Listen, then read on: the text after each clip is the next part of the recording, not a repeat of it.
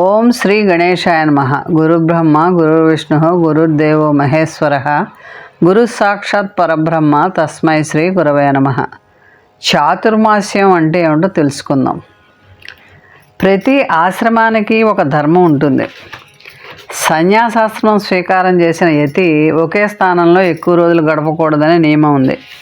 సంచరిస్తూ ధర్మ ప్రచారం చేయటం సన్యాసి కర్తవ్యం. ప్రజల్ని కలుస్తూ వారిలో ధార్మికతని భక్తి ప్రపత్తుల్ని పెంపొందింపజేయడమే ఈ నియమానికి మూల సూత్రం. ఒకే చోట నివాసం ఉంటే ఆ స్థలంతోటి అక్కడి ప్రజల్లో బంధం బలపడుతుంది. అట్టి బంధాలకి అతీతంగా ఉండాలన్నదే ఈ సంచార నియమంలోని మరో రహస్యం. కాబట్టి ఇలాంటి సంచారం వలన సాధనకి ఆటంకాలు ఏర్పడతాయనే ఉద్దేశంతో సన్యాసికి చాతుర్మాస దీక్ష అనే శాస్త్రం విధించింది. అంతేకాకుండా కేవలం పాదచారులే సంచరించే సన్యాసులు పాదాల కింద వర్షాకాలంలో తరచూ రహదారుల్లో నడిచే క్రిమికీటకాలు పడితే వారు అహింసా ధర్మానికి దూరం అవుతారనే భావన ఈ సంచార నియమంలో మనో ప్రధానమైన తాత్పర్యం. సన్యాసి చాతుర్మాస దీక్షకు అనువైన ప్రాంతాన్ని ఎన్నుకొని తాను ఆ చోట దీక్ష సంకల్పించానని అక్కడి పురజనులకు ప్రకటించాలి. ఆ పౌరులు స్వామివారి సంకల్పాన్ని తమ పాలిట వరం అని భావించి ఆ స్వామికి అన్ని విధాలా సహకరిస్తామని, కైంకర్యంలో లోటుపాట్లు జరగవని ప్రతిని పూనాలి. ఆ చాతుర్మాస దీక్షలో స్వామికి సమర్పించే భిక్షావందనం ఒక వరం అన్నమాట. చాతుర్మాస వ్రతం అంటే 4 నెలల కాలం అనుష్ఠించవలసిన వ్రతం అని అర్థం. ఈ వ్రతాన్ని ఆషాఢ శుద్ధ ఏకాదశి నాడు కానీ, వీలు కాకపోతే కర్కాటక సంక్రాంతి కాకపోతే ఆషాఢ శుద్ధ పూర్ణిమ నుంచి విధిగా ఆచరించాలని చెప్తారు. ఆషాఢ శుద్ధ ఏకాదశిని శయన ఏకాదశి అంటారు. ఆ రోజున శ్రీ మహావిష్ణువు యోగ నిద్రలోకి వెళ్ళి తిరిగి కార్తీక శుద్ధ ఏకాదశి రోజున మేల్కొంటాడు. ఈ 4 నెలల కాలాన్ని చాతుర్మాసం అంటారు. ఈ కాలంలో యతులు ఎటువంటి ప్రయాణాలు తలపెట్టకుండా ఒక చోట ఉండి అనుష్ఠానం చేస్తారు. చాతుర్మాస వ్రతం ప్రాచీన కాలం నుండి హిందూ దేశంలో మునీశ్వరులు పాటిస్తున్న వ్రతం. ఈ చాతుర్మాస వ్రతం ఆచరించడం అనేది ఎప్పటి నుంచో యుగయుగాలుగా ఆచరణలో ఉందని భవిష్య స్కాంద పురాణాల కథనాల వల్ల మనకు తెలుస్తోంది. ఒకప్పుడు ఇప్పటిలాగానే కాకుండా 4 నెలల పాటు కొనసాగే ఋతువులు 3 ఉండేవిట. అనంతర కాలంలో 2 నెలల పాటు ఉండే 6 ఋతువులుగా అవి మారాయి. వర్ష, హేమంత, వసంత అనే 3 ఋతువులు మాత్రమే ఉండేవి. వర్ష ఋతువుతోనే సంవత్సరం ఆరంభం అవుతూ ఉండేది. ఈ కారణంగా సంవత్సరానికి వర్షం అనే పేరు వచ్చింది. సంవత్సరానికి 3 ఋతువులున్న ఆ కాలంలో ఒక ఋతువు ప్రారంభంలో ఒక్కో యజ్ఞం చేస్తూ ఉండేవారు. ఆషాఢ పూర్ణిమ నుండి వరుణ ప్రకాశ యజ్ఞం, కార్తీక పౌర్ణమి నుండి శాకమేధ యజ్ఞం, ఫాల్గుణ పౌర్ణమి నుండి వైశ్వదేవ యజ్ఞం చేస్తూ ఉండేవారు. ఆనాటి ఆషాఢంలో చేసే యజ్ఞమే అనంతర కాలం నాటికి చాతుర్మాస వ్రతంగా మారి ఆచరణలోకి వచ్చింది. చాతుర్మాస వ్రతం పాటించేవారు ఆహార నియమంలో భాగంగా శ్రావణ మాసంలో ఆకుకూరలని, భాద్రపద మాసంలో పెరుగుని, ఆశ్వయుజ మాసంలో పాలని, కార్తీక మాసంలో పప్పు పదార్థాలని వదిలిపెట్టాలి. వాటిని స్వీకరించకూడదు.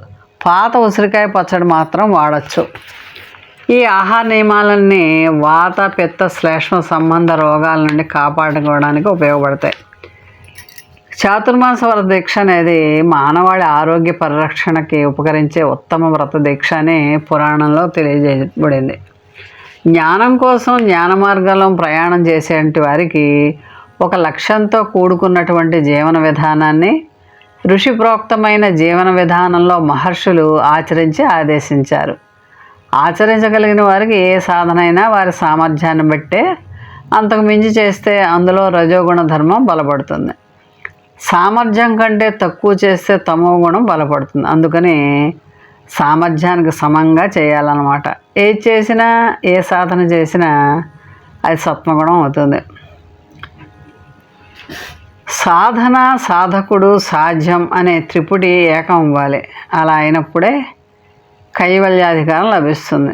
అందుకని సాధన చేయడం ద్వారా మనలో ఉన్నటువంటి ఈ త్రిగుణాత్మకమైన అహాన్ని పోగొట్టుకోవడం ప్రాథమికమైన లక్ష్యం.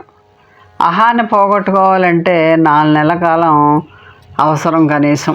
అహంకార త్యాగం చేయాలంటే 4 నెలలు అంటే సుమారు 120 రోజులు. ఈ 4 నెలల కాలంలో సత్యం, వైరాగ్యం, జ్ఞానం, ముక్తి ఈ 4 స్థితుల్ని, ఈ 4 నియమాలను జాగ్రత్తగా పాటించాలి. సత్యనిష్ట కలిగి ఉండాలి, వైరాగ్యనిష్ట కలిగి ఉండాలి, జ్ఞాననిష్ట కలిగి ఉండాలి, నిత్యముక్తుడై జీవించాలి. 4 నెలలు కనుక నువ్వు ఎప్పుడైతే నిర్ధారణ నియమంగా అభ్యాసం చేస్తావో నిలకడగా ఉంటావో అది నీకు సహజంగా అలవాటైపోతుంది అన్నమాట. అందుకని ఈ అంశాన్ని దృష్టిలో ఉంచుకుని మహర్షులైన వారు ఈ చాతుర్మాస వ్రతాన్ని ఆచరించేవారు. నియమంగా ఏదైనా ఒక అధ్యయనం కానీ, ఒక విచారణ కానీ, ఒక సాధన కానీ, లక్ష్యం కానీ చెప్పండి అని అడిగిన వారు ఉన్నారు. వారి వారి సామర్థ్యాన్ని బట్టి వాటిని పూర్తి చేయొచ్చు. ఈ సత్యం, వైరాగ్యం, జ్ఞానం, ముక్తి ఈ 4 ప్రతిక్షణం గుర్తుంచుకొని గుణాతీత స్థితిలో ఉన్నప్పుడే మనకి అన్నీ కూడా సిద్ధిస్తాయి. ప్రపంచం ఎళ్ళ భోగ్య భావన, దేహం ఎళ్ళ భోగ్య భావన వదలటమే వైరాగ్యం. రాగద్వేషాలతో వ్యవహరించడం వంటి పద్ధతిని విన్నాడి వైరాగ్య భావాన్ని పూని ఉండాలి. పునఃగా వాటి సాంగత్యాన్ని అభిలషించేటువంటి మానసికమైన బలహీనతను కూడా పోగొట్టుకోవాలి. దాన్నే వైరాగ్యం అంటారు. అంటే ఆంతరంగిక సన్యాసం. గృహస్థాశ్రమంలో ఉన్నటువంటి వారందరూ కూడా ఈ ఆంతరంగిక సన్యాసాన్ని పాటించాలి. అలా ఎప్పుడైతే ఈ వైరాగ్య నిష్ఠను కలిగి ఉంటారో జ్ఞానానికి అధికారిత్వం వస్తుంది. జ్ఞానం అంటే స్వరూప జ్ఞానమే జ్ఞానం, తత్వజ్ఞానమే జ్ఞానం. ఈ 4 మాసాల్లో తాను నివసించే గ్రామం ఎల్లలు దాటకూడదు. ఈ కాలంలో అరుణోదయ వేళ స్నానం చేయాలి. వ్రతకాలంలో బ్రహ్మచర్యం, ఒంటిపూట భోజనం, నేలపై నిద్రించడం, అహింసను పాటించాలి. ఇష్టదేవతలకు చెందిన దివ్య మంత్రాన్ని అక్షరలక్షలుగా జపించాలి. ఏదైనా ఒక ఉపనిషత్తును పఠించాలి. భగవద్గీతలోని కొన్ని అధ్యాయాలను కంఠస్థం చేయాలి. యోగ సాధన చేయడం శ్రేయస్కరం. దాన ధర్మాది కార్యాలు విశేషంగా ఫలాన్ని ఇస్తాయి. ఇలా ఆత్మనిష్ఠులే అంతటా ఉన్నది నేనే, అన్నీ నా అందే కలవు అనేటువంటి దృష్టిని పొందినటువంటి వారు అయితే కర్మచక్రం చేత బాధించబడటం, బంధించబడడం అనే అవకాశాలు ఇక ఉండవు. సదా సాక్షిగా, సదా అవస్థాత్రయ సాక్షిత్వంతో తురీయ నిష్ఠలో నిలకడ చెందే అవకాశం ఉంటుంది. జాగరులకి ఇంకా 4వ మెట్టు ఏంటంటే ఉద్దాన ఏకాదశి స్థానానికి వచ్చేటప్పటికి సాధకులైన వారందరూ కూడా పొందేటటువంటి నిర్ణయం. ఈ నిర్ణయాన్ని పొందటమే 4వ మెట్టు. చాతుర్మాసాన్ని అన్ని ఆశ్రమాల వారు అంటే బ్రహ్మచర్య, గృహస్థ, వానప్రస్థ, సన్యాస ఏ ఆశ్రమంలో ఉన్నా పాటించవచ్చు. చాతుర్మాస వ్రతం ప్రధానంగా ఆరోగ్యానికి సంబంధించింది. చాతుర్మాస వ్రతం పాటించే విధానం ఆషాఢ శుద్ధ ఏకాదశి నుండి కార్తీక శుద్ధ ఏకాదశి వరకు మొదటి నెలలో కూరలు, 2వ నెలలో పెరుగు, 3వ నెలలో పాలు, 4వ మాసంలో పప్పు దినుసులు తినకూడదు. భాగవతం వంటి గాథలు వింటూ ఆధ్యాత్మిక చింతనతో ఈ 4 నెలలు గడపాలి. వైరాగ్యాన్ని అలవర్చుకునేందుకు ఎక్కువగా సన్యాసులు, వృద్ధులు ఈ వ్రతాన్ని ఎక్కువగా ఆచరిస్తూ ఉంటారు. చాతుర్మాసాలు ఆషాఢ శుక్ల ఏకాదశి నుండి కార్తీక శుక్ల ఏకాదశి వరకు గల సమయం 4 నెలలు ఎంతో పవిత్రమైనది. కాబట్టి ఈ కాలంలో చాతుర్మాస దీక్షని ప్రారంభిస్తే బాగుంటుంది. అలాగే ఆకుకూరలు, వెల్లుల్లి, సొరకాయ, టమాటా, ఆవు నూనెలు సేవనం మానేయాలి. నిరంతర జపతప హోమ పురాణ కథా శ్రవణాల్లో కాలం గడపడం మనం ఈ చాతుర్మాస దీక్షలో గమనిస్తాం.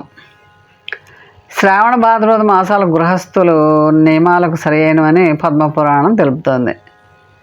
సదా నేను బద్ధుడను అనేటువంటి భోగ్యభావం నుంచి విముక్తుడై యోగం, జ్ఞానం నిర్ణయంగా కలిగినటువంటి వారే నిత్య ముక్తిని అనుభవపూర్వకంగా పొందటమే చాతుర్మాస వ్రతం.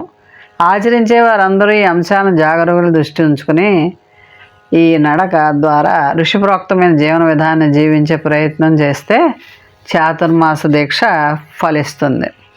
మోహన్ వాణి ఛానల్ వారికి ధన్యవాదాలు. వినండి, వినిపించండి, వింటూనే ఉండండి. మన కార్యక్రమాలు నచ్చితే ఒక లైక్ చేయండి, మాకు ఎంతో ఎంకరేజ్మెంట్గా ఉంటుంది. అలాగే కామెంట్ చేయండి. కామెంట్ చేస్తే మేము మంచి క్వాలిటీ కంటెంట్ అందించడానికి దోహదపడుతుంది. ఆడియోస్ని షేర్ చేయండి. ఆడియోని షేర్ చేస్తే మన ఛానల్ అభివృద్ధి చెందడానికి ఉపయోగపడుతుంది.